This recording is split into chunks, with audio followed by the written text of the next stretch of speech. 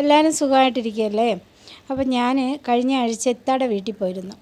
അപ്പോൾ അവിടെ ഈ ഉണക്കമീൻ ഫ്രഷായിട്ടുള്ള മീൻ കിട്ടുന്ന സ്ഥലമുണ്ട്.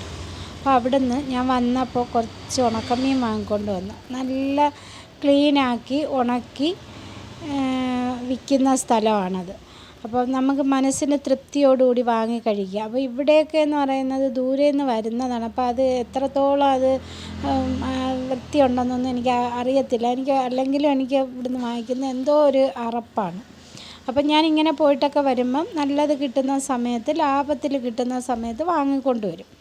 അങ്ങനെ വാങ്ങിക്കൊണ്ട് വന്നതാണ്. അപ്പോൾ തലയൊക്കെ കളഞ്ഞ് ഫ്രൈ ചെയ്യാനുള്ള മീനിൻ്റെ തലയൊക്കെ കളഞ്ഞ് ഞാൻ ടിന്നിനകത്ത് മാറ്റി വെച്ച്, പിന്നെ ചമ്മന്തിക്കുള്ളത് ഇതേപോലെ ഞാൻ വറുത്തെടുക്കുന്നത്. അപ്പോൾ അതിൻ്റെ തലയും വാലും ഒന്നും കളയാതെയാണ് വറുക്കുന്നത്. അപ്പോൾ ഇതേപോലെ എന്തായാലും നമ്മൾ മീൻ വറുത്തിട്ട് വേണം നമുക്കത് പൊടിച്ചെടുക്കാനായിട്ട്. അപ്പം ഞാൻ ഒരുമിച്ചങ്ങ് വറുത്തിട്ട്, അല്ലെങ്കിൽ ഒന്നേന്നും പറഞ്ഞിരുന്ന തലയും വാലും നുള്ളിക്കൊണ്ടിരിക്കണം. അപ്പോൾ അത്രയും സമയം ലാഭമല്ലേ. അപ്പോൾ മീൻ വറുക്കുന്ന സമയത്ത് മുഴുവനായിട്ട് വറുത്തിട്ട് ഇതേപോലെ ഒരു പഴയ തുണിയിൽ കെട്ടി 2 അടി അടിക്കുന്നത് ഒരു 2 പ്രാവശ്യം ചെയ്താൽ മീൻ ക്ലീനായി കിട്ടും.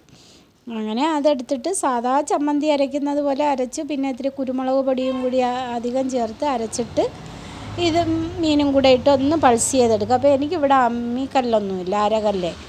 അപ്പം വീട്ടിൽ പണ്ട് ഉമ്മാക്ക് എന്ന് പറയുന്നത് അരകല്ലിൽ ഇങ്ങനെയൊക്കെ അരച്ച് വീട്ടിൽ കഞ്ഞിയൊക്കെ വയ്ക്കുമ്പം തൊട്ട് കൂട്ടുന്നതിന് വേണ്ടിയിട്ട് മിക്കപ്പോഴും ഈ മീൻ വെച്ചുള്ള ചമ്മന്തി കാണും.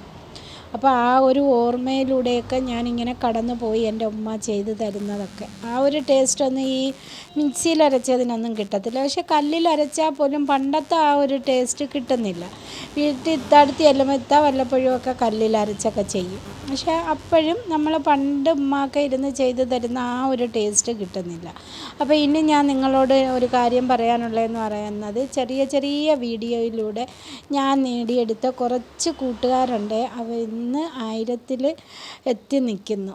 നാളെയും എനിക്ക് നിങ്ങളുടെ സപ്പോർട്ട് വേണം. നിങ്ങളെ സപ്പോർട്ടുണ്ടെങ്കിലേ ഇനിയും എനിക്ക് മുമ്പോട്ട് പോകാൻ പറ്റൂ. അപ്പോൾ എൻ്റെ വീഡിയോ കണ്ട് ഇഷ്ടപ്പെട്ടാൽ ലൈക്ക് ചെയ്യാനും ഷെയർ ചെയ്യാനും, സബ്സ്ക്രൈബ് ചെയ്യാതെ കാണുന്നവർ സബ്സ്ക്രൈബ് ചെയ്യാനും മറന്നു പോവല്ലേ. അപ്പോൾ എല്ലാവരെയും ഞാൻ എൻ്റെ ദുആയിൽ ഉൾപ്പെടുത്തുന്നതായിരിക്കും. അപ്പോൾ അടുത്തൊരു വീഡിയോ ആയിട്ട് വീണ്ടും വരാം.